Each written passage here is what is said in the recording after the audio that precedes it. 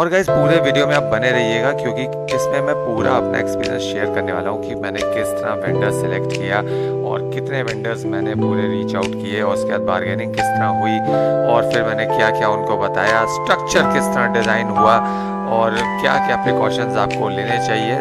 पूरा मैं अपना डिटेल्ड एक्सपीरियंस देने वाला हूँ क्योंकि मैंने खुद तो इंस्टॉल कराना ही था, प्लस मुझे आप लोगों को भी इन्फॉर्मेशन देनी थी। तो मैंने कोई भी सोर्स मैंने छोड़ा नहीं, मैंने हर जगह से जो इन्फॉर्मेशन मिल सकती थी मैंने सारी ली है। तो आप देख सकते हैं इस समय जो ये लोग पर्लिंग ऊपर चढ़ा रहे हैं। पर्लिंग जो है बेसिकली आपके स्ट्रक्चर के ऊपर सबसे ऊपर जो यू शेप का जो एक रेल लगता है जिसके ऊपर एलेंकी वाले नटबोल्ट से पैनल कसता है उसे पर्लिंग ये लोग बोलते हैं। उसे आप यू रेल भी बोल सकते हैं इंग्लिश में। और देख सकते हैं सारे पैनल केयरफुली इतना चढ़ गए। गेट पर सारे इंस्टॉलर्स के आते ही मैंने इंस्ट्रक्शन दे दिया था कि किसी भी हाल में किसी भी वक्त कोई भी व्यक्ति पैनल पे चढ़ेगा नहीं। ये बहुत इंपॉर्टेंट है, कोई भी ना पैर रखेगा, ना बैठेगा, ना हाथ रखेगा, क्योंकि गाइस पैनल पर चढ़ते वक्त बैठते वक्त माइक्रो क्रैक्स आ जाते हैं जो आपको आंख से तो नहीं दिखेंगे, लेकिन जब आप पैनल्स को लंबे समय 5, 10 साल, 15 साल जब यूज़ करते हैं तब वो क्रैक्स बड़े हो जाते हैं और आपके पैनल की एफिशिएंसी घट जाती है, इवन फुल्ली काम करना बंद भी कर सकते हैं। तो पैनल्स पे इवन आप कोशिश करिए सफाई के वक्त भी कोई भी पैर ना रखे, ना उसके ऊपर चढ़े। पैनल पे चढ़ना नहीं है, बिल्कुल नाजुक होते हैं पैनल। और यहाँ देख सकते हैं मैंने पीवी ब्लिंक का इन्वर्टर मैंने सेलेक्ट किया है। पीवी ब्लिंक का इन्वर्टर क्यों सेलेक्ट किया इसके लिए अलग से वीडियो आई बटन में आ रही है, वो वरना वीडियो काफ़ी लंबी हो जाएगी। बहुत रिसर्च के बाद करीब 35 इन्वर्टर छांटने के बाद मैंने ये इन्वर्टर मैंने सेलेक्ट किया। ACDB बॉक्स जो है वो हैवेल्स का है, हैवेल्स की MCB इसमें लगी हुई है। और देख सकते हैं इन्वर्टर जो है वो इंस्टॉल हो गया, केवल इसे टांगना होता है। इसका पीछे का जो वॉल माउंट होता है उसे लगाने के बाद ACDB भी इंस्टॉल कर दिए हैं, कनेक्शंस आखिरी में किए जाएंगे।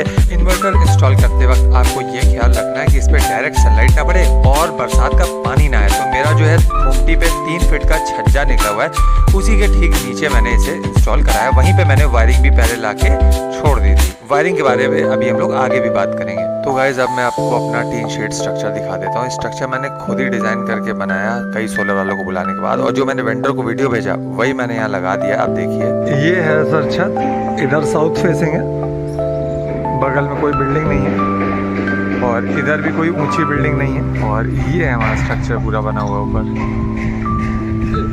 तो हमारा प्लान ये है कि छत हमारी ब्लॉक ना हो, इसी के ऊपर लग जाए तो ज़्यादा सही है। ये है अच्छा खासा है, इस पे आपके 5 किलोवाट तक के पैनल लग जाएंगे सारे। अभी ऊपर से भी हम दिखा दे रहे हैं आपको। इधर से उठा हुआ है, साउथ की तरफ झुका हुआ है।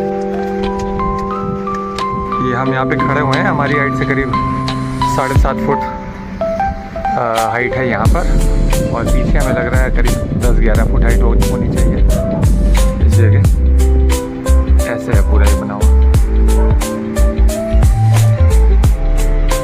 तो इसी के ऊपर लग जाएगा तो हमारी छत आगे ब्लॉक नहीं होगी। और गाइज एक दूसरे वेंडर का देखिए मैं इंस्टॉलेशन खुद ही देखने गया था एक दूसरी साइट पर, तो मुझे स्ट्रक्चर बिल्कुल भी समझ नहीं आया। देखिए ये स्ट्रक्चर लग जाएगा, जब पैनल लग जाएंगे तो ना पैनल आप क्लीन कर पाएंगे, ना आप इस छत का भविष्य में कोई और यूज़ कर सकते हैं, ना आपके बच्चे यहाँ पे खेल पाएंगे, ना कोई फैमिली फंक्शन होगा तो वो आप कोई कर सकते हैं। मतलब छत आपकी टोटल जो है वो अनयूजेबल हो जाएगी। तो इसलिए मैं श्योर था कि चाहे मेरा पैसा ज़्यादा लगे या कम लगे, मुझे स्ट्रक्चर तो अपना ही बनवा के देना है। और इस तरह बनवा के देखना है कि सोलर पैनल लगने के बाद ऐसा ना हो कि सिर पे बिल्कुल ताजमहल बना हुआ है जैसे लगता है और घरों में। तो मेरे पैनल इस तरह लगे हैं कि इंस्टॉल होने के बाद आपको पता ही नहीं चलेगा कि सोलर पैनल इंस्टॉल्ड भी हैं। इसके बाद देख सकते हैं गाइस ये लोग पर्लिंग को 13-13 फीट की लंबे हिस्सों में काट रहे हैं, क्योंकि मेरा tin shed 13 feet by 22-23 feet है। इसके बाद गाइस देख सकते हैं मेरा टीन शेड स्ट्रक्चर है। ये स्ट्रक्चर मैंने पहले ही जब मेरा घर रेनोवेट हो रहा था तभी मैंने साउथ फेसिंग मेरा घर है, तो मैंने साउथ की तरफ काफ़ी हाइट ले जा करके सोलर को अपने माइंड में रख करके और मैंने स्ट्रक्चर बनवाया था। आमतौर पर ये लोग टीन शेड के ऊपर इंस्टॉल करने में थोड़ा बचते हैं, क्योंकि इन लोग का हाथ जो सेट होता है वो नॉर्मल वाले स्ट्रक्चर जो ये लोग खुद बनाते हैं उसमें ज़्यादा इनका हाथ सेट होता है। लेकिन गाइज ये मुझे ज़्यादा मजबूत लगा, क्योंकि मैं चाहता था जब भी मेरा सोलर सिस्टम इंस्टॉल हो जाए तो भविष्य में भी कभी चढ़ना ना पड़े उसके ऊपर क्योंकि क्लीनिंग हर हफ्ते 10 दिन 15 दिन में करनी पड़ती है। तो अगर सोलर सिस्टम आपने काफ़ी हाइट पे लगा दिया, अब आप उस पर चढ़ के ही तो साफ़ करेंगे, कैसे साफ़ करेंगे? या तो बहुत ऊंची सीढ़ी हो या बहुत ऊंचा आपके पास सिस्टम बनाओ। तो मैंने ये सोचा था टीन शेड मेरा इतना बड़ा रहे, आप पैनल के बगल में खड़े हो कि आप इजीली क्लीन कर सकें। तो ये मैंने क्या कर रखा है, मैंने छत की एक मोमटी मुमटी है मेरी, मुमटी के ऊपर जो है मैंने इस तरह जो है वो एक सीढ़ी बना रखी जाने के लिए, पूरी आरसीसी सीढ़ी है। और ये उसके ऊपर एक टीन शेड मैंने बनाया है, करीब 22 फुट बाय 12 फुट चौड़ा ये टीन शेड है, जिसपे आप 5 किलोवाट तक का सोलर सिस्टम इंस्टॉल कर सकते हैं। हालांकि अभी हम 3 ही किलोवाट का इस सिस्टम लगा रहे हैं। ये जो नीचे मेरे गोल पाइप्स हैं, 2 इंची गोल पाइप से स्ट्रक्चर है, करीब 6-7 नीचे लेग्स हैं, और ये लेग्स बगल वाले सिस्टम से कनेक्टेड भी हैं। बगल में भी टीन शेड आप देख रहे हैं। और उसके बाद मैंने ये जो जे हुक से जो मेरे tin shed, heavy tin shed है, ये पुरानी वाली टीन शेड है, जो आजकल वाली जो एक टीन शेड ब्लू कलर की जो चलती है वो थोड़ी हल्की मुझे लगती है, इसलिए मैंने वो नहीं लगवाई। और इसे मैंने वाइट पेंट भी करवा दिया था, लेकिन अब काफ़ी साल 2 साल हो गया इसके बने हुए, तो थोड़ा गंदा हो गया है।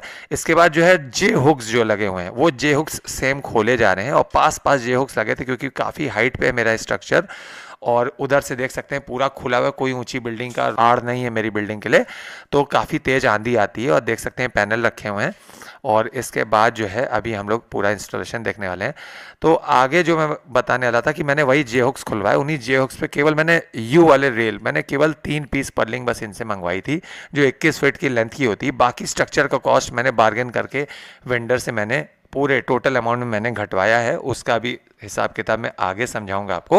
तो अभी सारे जे हुक्स के नट बोल्ट खोले गए हैं, कटोरी वॉशर पूरा खोला गया है जो सिंपल टीन शेड पे लगा रहता है, और पूरी जो है यू रेल दोबारा ये लगा दी गई है। स्ट्रक्चर मैंने इनसे कहा कि पूरा ही तुम लगा दो, कि बाद में कभी मुझे सिस्टम को बढ़ाना हो तो बस मुझे पैनल ही बढ़ाने पड़े, ज़्यादा मुझे लेथन ना करनी पड़े।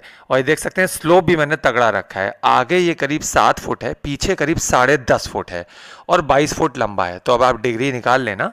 और देख सकते हैं ये पूरा एक एक जो है नट जो है पूरा कसा जा रहा है। और इसके बाद गाइस इन लोगों ने जैसे ही ये पूरे यू रेल जब हमारी फिट हो गई बिल्कुल, तब इन लोगों ने भी मुझसे एक्सेप्ट किया कि हम लोग जो स्ट्रक्चर बनाते हैं वो इतना मजबूत नहीं रखता है, इसमें थोड़ा इन लोग को दिक्कत जरूरी, क्योंकि इन लोगों का हाथ नहीं सेट था। लेकिन बाद में जब काम फिनिश हुआ तो इन्हें मज़ा आ गया, बिल्कुल बहुत लोहा लाट काम हुआ। खैर, तो जो जे हुक्स मेरे ऑलरेडी लगे हुए थे उन्हीं को खोला गया है, और यू रेल में उसी जगह एग्जैक्टली ड्रिल करके होल किया गया है, और फिर वापस कटोरी वॉशर लगा के सेम उसी जगह पे यू रेल को टाइट कर दिया गया है। और गाइस देख सकते हैं उसके बाद जो पैनल रखे थे धूप में, उनको मैंने टेस्ट करवाया तो 44 वोल्ट निकल रहा था, जिन पे डायरेक्ट सनलाइट पड़ी। तो एक एक करके इसी तरह मैंने सारे पैनल चेक किए। और गाइस ये Adani TOPCon N type bifacial 615 watt के पैनल्स हैं। ये छाए में भी अगर रखे हैं, अगर इन पे डायरेक्ट सनलाइट नहीं भी पड़ी तो भी आप देख सकते हैं 42 वोल्ट के आसपास देखिए बना रहा है, जिन पे डायरेक्ट सनलाइट नहीं पड़ी। इस तरफ वाली दीवार पे सनलाइट नहीं पड़ी, आप देख सकते हैं, और सामने वाली दीवार पे सनलाइट पड़ रही है। तो इनका जनरेशन काफ़ी अच्छा है, पहले के मुकाबले काफ़ी एडवांस्ड हैं। और एक एक पैनल अब आप लोग अलग अलग इसलिए ज़रूर से टेस्ट कर लें, क्योंकि कई बार पैनल में जो है वो मैन्युफैक्चरिंग डिफेक्ट होता है। अगर वोल्टेज बन रहा है तो करंट भी ज़रूर बनेगा, तो इसलिए आप केवल वोल्टेज डीसी पे रख के और फिर आप अपना मल्टीमीटर लगा के इसको वोल्टेज ज़रूर चेक करा लें। सारे पैनल्स आपके एक प्रॉपर वोल्टेज देने चाहिए। तो देख सकते हैं मैंने सारे पैनल्स बारी बारी टेस्ट करा लिए, सब पैनल्स अलग अलग रखे हैं। पहले जब ये छत पे चढ़े थे तो मैं नीचे खड़ा था, तो इन लोगों ने पैनल सब एक के ऊपर एक चढ़ा दिए थे, तो वो काम नहीं करना है, उसके लिए आपको अलर्ट रहना है। और गाइज अब बात करते हैं पूरे प्लांट के प्राइस की। तो गाइज स्ट्रक्चर मैंने खुद बनवा के दिया इन्हें, और वायरिंग मैंने पहले ही सोलर वालों को बुला के समझ ली थी, वायरिंग मैंने खुद करवा के दी। 6 हैवी 10 mm के वायर्स मैंने जहाँ ऊपर इन्वर्टर लगना था वहां से नीचे अपने बिजली के मीटर तक मैंने पहले ही करवा के दिए। उसी में अर्थिंग, उसी में सारा कनेक्शन वगैरह हो जाते हैं। 6 वायर सफिशिएंट है, 5 ही यूज होते हैं, एक मैंने स्पेयर पड़वा दिया था। इसकी पूरी कॉस्ट मैंने जो बार्गेन करना जो पेमेंट करी वो करी है 1,55,000, जिसमें 1,08,000 मुझे सब्सिडी वापस मिल जाएगी, जो मैं आने वाले वीडियो में भी आपको दिखाऊंगा। तो यही गाइस बार्गेन करने पे फाइनल प्राइस आया है, और मैंने बहुत बड़ी कंपनी से नहीं करवाया है, मैंने इसे थोड़ी छोटी कंपनी से करवाया जिनके पास बहुत ज़्यादा काम नहीं रहता है। तो मैंने सर्च करके, उन्हें कैसे सर्च करना है वो भी बताऊंगा। पीएम सूर्यघर पोर्टल पे आप आसानी से इस तरह सर्च कर सकते हैं कि किन लोगों ने कितना इंस्टॉलेशन किया है। जो हाई फाई जिनका काम ज़्यादा चलता है वो लोग जो आए, जिनके पास परमानेंट टीम होती है, तो वो पैसे बिल्कुल भी कम करने को ज़्यादा तैयार नहीं थे। और मैं जान रहा था कि इसमें मार्जिन काफ़ी ज़्यादा है, और पैनल का प्राइस मैंने अलग अलग चीज़ों का प्राइस का भी आइडिया ले लिया था, तो इस वजह से मुझे एक सटीक अनुमान था कि क्या इसका फाइनल प्राइस तोड़ के आना चाहिए। जब कंफर्म हो गया कि सारे पैनल प्रॉपर वर्क कर रहे हैं, तो फिर उसके बाद एक एक पैनल हम लोगों ने टीन शेड के ऊपर रस्सी से इसी तरह चढ़वा दिया। अब गाइज आप खास चीज और समझ लीजिए, इसमें 3 अर्थिंग अलग अलग करी जाती हैं। एक अर्थिंग स्ट्रक्चर की होती है, एक अर्थिंग जो है वो लाइटनिंग अरेस्टर यानी LA की होती है, और तीसरी अर्थिंग जो है वो इन्वर्टर से जाती है। तो 3 अलग अलग अर्थिंग ग्राउंड फ्लोर पे जहां मेरा बिजली का मीटर उसी के करीब कराई गई हैं, जिनकी वायरिंग किस तरह होगी अभी हम लोग आगे देखेंगे। प्लस अर्थिंग में कॉपर की रॉड पड़ती है 2 मीटर लंबी, और 3 मीटर भी आती है, ये आपके ऊपर है।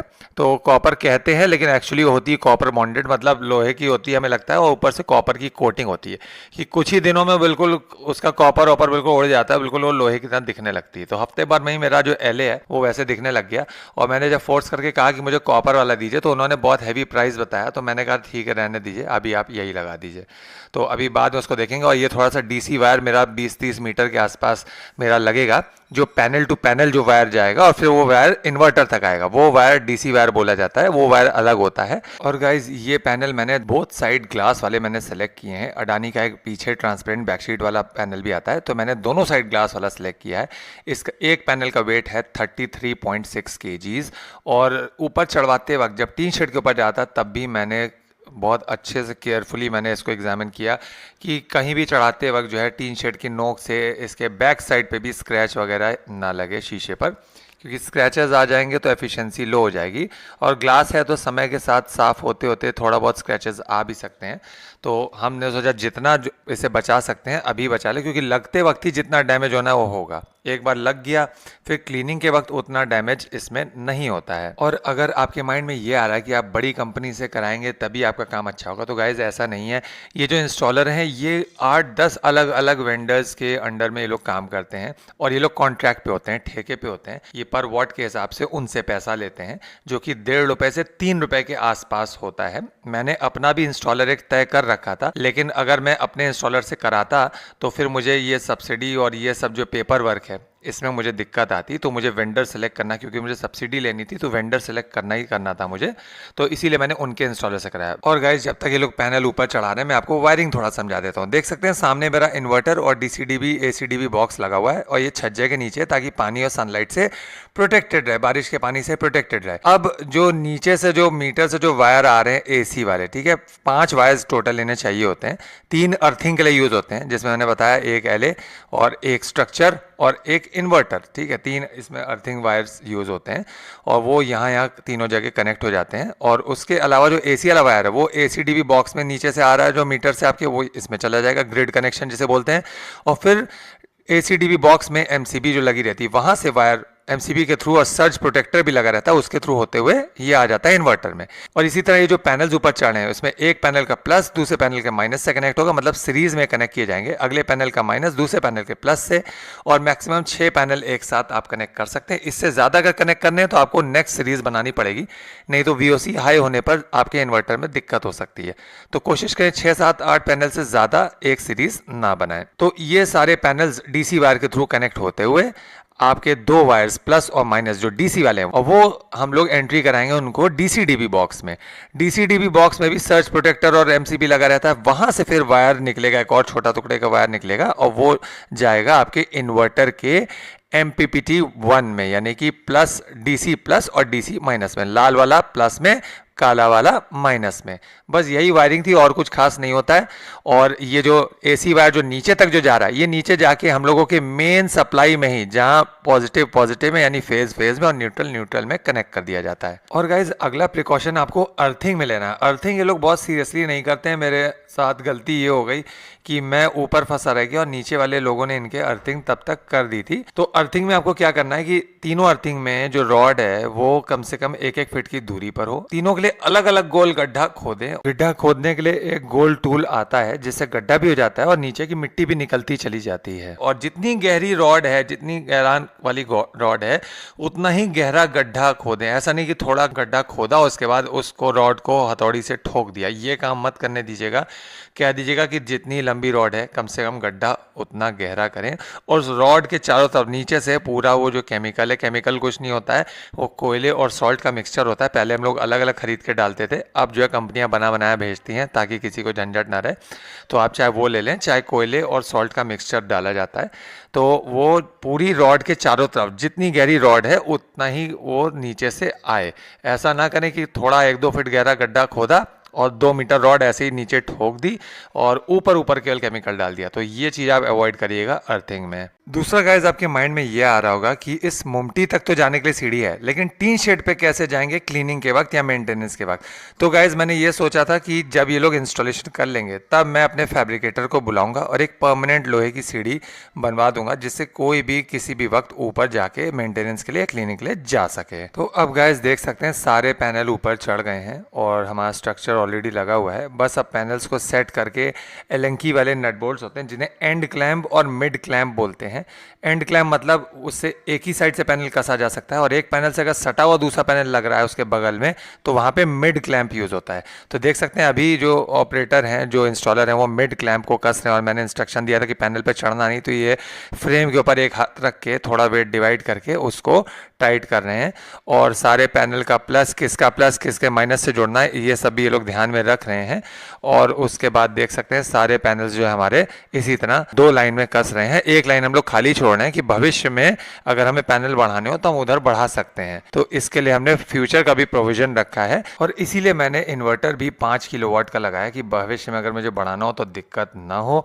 और गाइज चैनल पे 3-4 वीडियो ऑलरेडी आ चुके हैं जिसमें अडानी टॉपकॉन बाइफेशियल पैनल आ चुका है और पीवी ब्लिंक इन्वर्टर का वीडियो आ चुका है, और सोलर पैनल कैसे बिजली बनाते हैं ये सारे वीडियो आ चुके हैं। तो आई बटन में और पिन कमेंट में और डिस्क्रिप्शन में लिंक आ रहा है, आप वो भी चेकआउट कर सकते हैं। उसमें भी काफ़ी खास बातें मैंने आपको बताई हैं। और गाइज देख सकते हैं अभी लाइटनिंग अरेस्टर को ये टाइट कर रहे हैं, लाइटनिंग अरेस्टर लगाने की तैयारी है। इसके लिए आपको ये ख्याल रखना है कि ये स्ट्रक्चर से थोड़ा अलग हट के लगे और सबसे ज़्यादा हाइट, मतलब जो पैनल्स की आपकी हाइट है उससे ज़्यादा हाइट पर लगे, ताकि बिजली वगैरह अगर गिरे तो वो इसे अट्रैक्ट कर ले और आपका जो पैनल और जो सोलर प्लांट है ये सेफ रहे। और गाइज अब देखिए ये लोग जो है अगले पैनल्स को सेट कर रहे हैं। ये लोग ये भी दिमाग लगा रहे हैं कि पैनल ऐसे घुमा के रखना है कि वैसे घुमा के रखना है कि प्लस और माइनस से कनेक्शन जैसे मैंने बताया वैसे हो पाए, और थोड़ा सा टीन शेड से आगे भी निकलेगा पैनल, क्योंकि पैनल्स की लंबाई 3 जब मिल जा रहे हैं तो ज़्यादा हो जा रही है। थोड़ा डीसी वायर फैला हुआ है, एलएफ देखिए रखा हुआ है। अभी ये लोग लगाएंगे, शाम हो रही है और क्योंकि टीन शेड में इन लोग का हाथ सेट नहीं होता तो थोड़ा टाइम लोग लगे और थोड़े लोग देर से आए भी थे। खैर अब देखिए गाइस बाकी पैनल भी इसी तरह सेट किए जा रहे हैं, स्लाइड करके बिल्कुल चिपका के लगाए जा रहे हैं, क्योंकि हमें गैप की इसलिए जरूरत है क्योंकि जो एयर है वो इनमें आएगी नहीं, एयर हमारे टीन शेड के ऊपर से या नीचे से निकल जाएगी, तो इसलिए गैप देने की यहाँ पे ज़रूरत नहीं है। गैप हमें एक साइड खड़े होने के लिए चाहिए, वो हमारे पर्याप्त हमारे देखिए बच रहा है, हमारे इंस्टॉलर खड़े हुए बगल में, और इवन एक पैनल और अगर बगल में आ जाएगा तो भी एक पतला सा लेन बचेगा, वहाँ पे हम लोग खड़े होकर आराम से मेंटेनेंस कर सकते हैं। और गाइस पैनल में जो कनेक्टर लगे रहते हैं उन्हें MC4 कनेक्टर बोलते हैं। ये मेल फीमेल टाइप के कनेक्टर होते हैं, मतलब गलत जुड़ेगा ही नहीं, प्लस माइनस में ही जुड़ेगा, माइनस माइनस में प्लस प्लस में जुड़ ही नहीं सकता।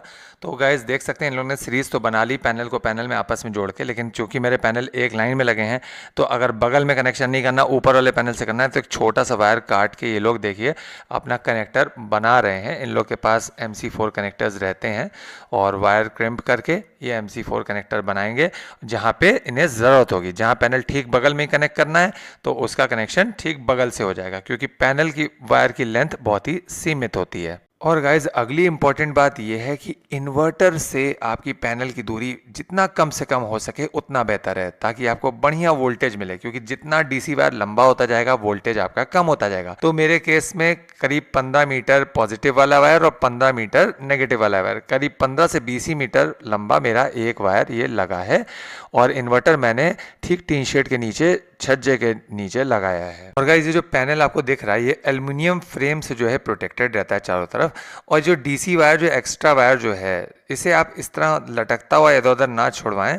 इनसे कह दें कि केबल टाई लगा के पैनल के नीचे काफ़ी जगह होती है, वहाँ पे पूरा पैनल और कनेक्टर समेत ये लोग छुपा सकते हैं। केबल टाई से बांध दीजिए और इसको प्रॉपर्ली छुपा दीजिए ताकि बंदर वगैरह जानवर वगैरह वायर खींच ना पाए। और गाइस बात करी जाए इसके मेंटेनेंस की, तो इसमें मेंटेनेंस ना के बराबर है, केवल और केवल इसको क्लीन रखना होता है। जितना क्लीन पैनल रहेंगे उतनी अच्छी बिजली आपकी बनेगी। तो हफ्ते 10 दिन में एक बार पानी के प्रेशर से आप इन्हें केवल वॉश कर दें, कोई केमिकल, कोई लाइजॉल, कोई डिटर्जेंट, कोई शैम्पू का यूज़ ना करें। हफ्ते पर 10 दिन 15 दिन जब आपको समय मिले, अगर प्रेशर वॉशर है तो उसमें पॉइंटेड वाली धार से नहीं, जो फैली हुई जो धार बनती है जिसमें प्रेशर कम रहता है, उससे आप इसे वॉश कर सकते हैं। वॉशिंग का हम एक अलग वीडियो किसी दिन और बना देंगे। तो गाइस देख सकते हैं सारे पैनल मेरे टाइट हो गए हैं और प्लस से माइनस, माइनस से प्लस सारे पैनल्स का कनेक्ट होते हुए पूरी सीरीज़ का एक पॉजिटिव एक नेगेटिव नीचे आने वाला है। और साथ ही में LA का जो अर्थिंग वायर है वो भी इसी के साथ आएगा और प्लस स्ट्रक्चर की अर्थिंग का तार वो भी यहीं से आएगा। और गाइज अभी इसी वीडियो में मैं नेट मीटरिंग भी दिखाने वाला हूँ, क्योंकि नेट मीटरिंग 2-3 दिन बाद आया था, तो वो भी मैं इसी वीडियो में दिखाऊंगा ताकि आपका पूरा वीडियो कंबाइंड हो जाए। तो बने रहे गाइज वीडियो में। तो गाइज देख सकते हैं बचे हुए एंड क्लैंप लगाए जा रहे हैं और काफ़ी पर्याप्त जगह बची है, यहाँ पे आप आराम से टहल भी सकते हैं। अब सारी वायर्स जो है एक साथ इसी यू रेल के अंदर छुपाते हुए और पैनल्स के नीचे जो ये ब्रैकेट रहता है, जो एल्युमिनियम का जो फ्रेम है, इसके नीचे भी जगह रहती है, इनको इसी के नीचे छुपाते हुए और उसके बाद जहाँ यू रेल एंड होगी वहाँ से फिर कंड्यूल्ड पाइप आ जाएगा और जो हमारे स्ट्रक्चर का जो लेफ्ट वाला जो पाइप है, जो दीवार किनारे वाला पाइप है, उसी के सहारे हम लोग इसे नीचे उतारते हुए छज्जे के नीचे वायरिंग लेते आएंगे। और गाइस देख सकते हैं ये अर्थिंग हो रही है। इन्होंने एक पतला और लंबा गड्ढा खोदा और ज़्यादा नहीं 1-1.5 फीट बस गड्ढा खोदा। उसके बाद इन रॉडों को अंदर इन्होंने ठोक दिया और मैंने पहले ही बताया मैं अर्थिंग से सेटिस्फाइड नहीं हूँ और मैंने वेंडर से कहा भी कि भाई मुझे अर्थिंग दोबारा करके दें, लेकिन देर हो गई थी, रात हो गई थी, इन लोगों को बाराबंकी वापस जाना भी था, तो मैंने इसके लिए फिर ज़्यादा फिर वो नहीं किया। मैंने कहा पहले इंस्टॉलेशन हो जाए, फिर हल्का फुल्का वाला काम दोबारा फिर से मैं सही करा लूँगा। और इसी में इन्होंने अंदर हथौड़ी से इसको ठोक दिया और ऊपर ऊपर केमिकल डाल दिया। और यहाँ तक देख सकते हैं मेरे अर्थिंग वाले मेरे तीनों वायर्स यहाँ पे आए हुए हैं। तीनों रॉड अगल बगल इन्होंने डाले, कायदे से अलग अलग गड्ढा इनके लिए होना चाहिए, जैसा कि मैंने आपको पहले ही बताया। और गड्ढा करने वाला टूल भी ये लोग नहीं लाए थे, तो ये मुझे कमी लगी। इन लोगों ने इसी रॉड से ही एक्चुअली में गड्ढा किया, इनके पास कोई टूल भी नहीं था गड्ढा करने का। और इसके बाद इस जगह पर इन्हें मेरे घर में कच्ची मिट्टी मिल गई थी, तो बड़ी आसानी से देखिए रॉड अंदर चली जा रही है। और कायदे से मैं पहले भी अर्थिंग 12 फीट गहरी में एक अर्थिंग करा चुका हूँ अपने एक दूसरे लोकेशन पे, तो मुझे प्रॉपर अर्थिंग के बारे में नॉलेज है कि कैसे होगा। उसके बारे में फिर अलग किसी वीडियो में बात कर सकते हैं हम लोग। मेरे इंस्टॉलेशन में ये कमी रह गई, आप अपने इंस्टॉलेशन में चेक कर लेना। आप वेंडर से प्रॉपर इंस्टॉलेशन से पहले ही बात कर लेना कि अर्थिंग किस तरह होगी और कैसे होगी, और उसी हिसाब से आप कराना। और गाइज आपको यहाँ पे 3 10 mm के मोटे हैवी एल्युमिनियम वाले केबल दिख रहे हैं, जिनमें हर केबल में 2 वायर्स हैं, तो 6 वायर्स हो गए टोटल। एक प्लस और माइनस यानी फेज और न्यूट्रल हमारा सीधे जाके मीटर के पास कटआउट में जुड़ जाएगा और बाकी जो 4 वायर्स हैं उनको गाइज हम लोग 3 को अर्थिंग के लिए यूज करेंगे, एक को हम लोग स्पेयर छोड़ देंगे। और ये काम मैंने इन्हें अपने एंड से करा के ही दिया था, क्योंकि घर जब रेनोवेट हो रहा था तभी मेरा प्लान था, तो मैंने प्लान बना लिया था। क्योंकि ये लोग ऊपर ऊपर कंड्यूल्ड पाइप नीचे तक ले जाते हैं और वो बहुत ज़्यादा थोड़ा टेम्परेरी टाइप मुझे लगता है, बहुत अच्छा नहीं लगता है। प्लस कई लोग यहाँ पे डिफर करेंगे कि आपने एल्युमिनियम वायर यूज़ किए हैं, कॉपर वायर क्यों नहीं यूज़ किया। तो गाइज कॉपर वायर वहाँ जरूरी होता है जहाँ वायर अक्सर हिलता डुलता रहे। एल्युमिनियम वायर अगर आपका स्टेशनरी है, उसे कोई छेड़ नहीं रहा, एक बार फिक्स हो गया लगा है, तो 25-30 साल हो जाएगा आपका वायर, वो कहीं नहीं जाने वाला। प्लस वो पानी में अगर भीग नहीं रहा है तो उस पर कार्बन भी नहीं आएगा। तो मुझे लगा कि ये इकोनॉमिकल पड़ेगा और ज़्यादा हैवी काम है ये। तीनों अर्थ वायर्स पे देखिए हमने ग्रीन टेप या वाइट टेप हमने लगवा दिया है कि भविष्य में भी कभी अगर देखना हो तो आइडेंटिफाई करने वायर्स को दिक्कत ना हो। अब आप देख सकते हैं जो हमारे इन्वर्टर में जो इनपुट जाएगा, जो नीचे ग्रिड से जो इनपुट जो आएगा हमारे मीटर से, जो बिजली जो डायरेक्ट इन्वर्टर में आएगी और इसी के थ्रू वापस भी जाएगी, ठीक है। ये 2 वे मीटर नीचे लग जाता है, वो इंपोर्ट और एक्सपोर्ट दोनों बताता है, वो भी हम लोग आगे देखने वाले हैं। तो ये कनेक्टर जो है ये AC वाला कनेक्टर है और ये इन्वर्टर के अंदर जाएगा, इन्वर्टर के साथ ही ये मिला था। तो इसमें देखिए फेज, न्यूट्रल और अर्थ, ये तीनों जो है हमारे इन्वर्टर में इनपुट जा रहे हैं। और हमने अलग अलग कलर की टेप इसमें चिपका दी है ताकि हमें भविष्य में पहचानने में दिक्कत ना हो। और गाइज अब पैनल से जो DC वायर जो हमारे DCDB बॉक्स में गई है, फिर वहाँ से DCDB बॉक्स से जो वायर हमारे MPPT 1 में यानी कि DC प्लस और DC माइनस में जाएगी, उसके कनेक्टर बना रहे हैं। ये कनेक्टर भी इन्वर्टर के साथ ही मिले थे। और अब गाइस देख सकते हैं इन्वर्टर में AC इनपुट और DC इनपुट दिया जा रहा है। ये लेफ्ट में DC इनपुट है प्लस और माइनस, और राइट में AC इनपुट है, फेज, न्यूट्रल और अर्थ। और गाइस देख सकते हैं ये जो ऊपर से कंड्यूल्ड पाइप में वायरिंग आ रही है वो भी यहाँ पे आ गई, और जिस तरह मैंने पहले आपको समझाया उसी तरह से वायरिंग कर दी है।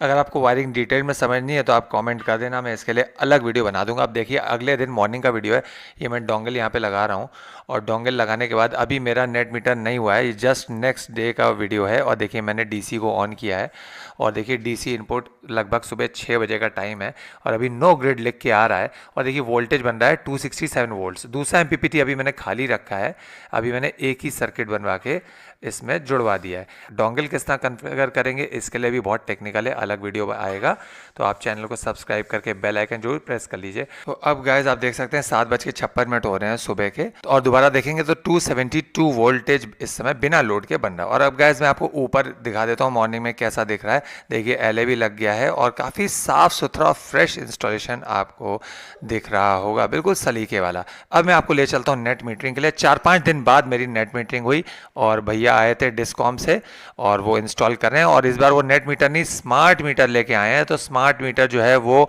कन्फिगर होगा, उसके बाद जो है वो बिल में हमारे आना शुरू होगा। तो गाइज ये मेरा पुराना वाला मीटर है जो हटाया जा रहा है और इसकी रीडिंग वगैरह नोट करी जा रही है ताकि डिस्कनेक्ट करने से पहले वो सारी रीडिंग जो है दर्ज करी जा सके। इस मीटर को हटा के ये लोग स्मार्ट मीटर अब बाहर लगाएंगे। नेट मीटर पहले लगता था, अब लखनऊ में भी ये लोग कह रहे हैं कि ऑर्डर हो गया, टोटल स्मार्ट मीटर लगेगा। तो स्मार्ट मीटर ये लोग अब हमारे कैंपस के ठीक अंदर ये लगा हुआ है, ठीक बाहर वाली साइड पे अभी लोग लगाएंगे। और गाइज ये है हमारा स्मार्ट मीटर, एपेलटोन कंपनी का है। प्राइवेट कंपनी को कॉन्ट्रैक्ट दिया जाता है और वही कंपनी के लोग आकर के इसे लगाते हैं, फिर वही कंपनी को मेल जाता है, बिजली विभाग उन्हें मेल भेजता है और फिर ये कॉन्फ़िगरेशन वगैरह किया जाता है। तो देख सकते हैं मीटर हमारा टांग दिया गया है, केबल कनेक्शन वगैरह किए जा रहे हैं और इसी मीटर में इंपोर्ट एक्सपोर्ट वगैरह दिखता रहेगा। अब मीटर रीडर की भी कोई आवश्यकता नहीं, सब कुछ ऑनलाइन आपको भी दिखता रहेगा और बिजली विभाग को भी दिखता रहेगा। और गाइज मीटर इंस्टॉल होने के बाद आपको इस तरह की एक रिसिप्ट मिल जाती है और आपका मीटर इंस्टॉल हो जाता है। बोल दिया जाता है कि हफ्ते 10 दिन में कन्फिगर हो जाएगा। तो कन्फिगर होने के बाद मैं आगे का आपको इंपोर्ट एक्सपोर्ट और मीटर कैसे देखना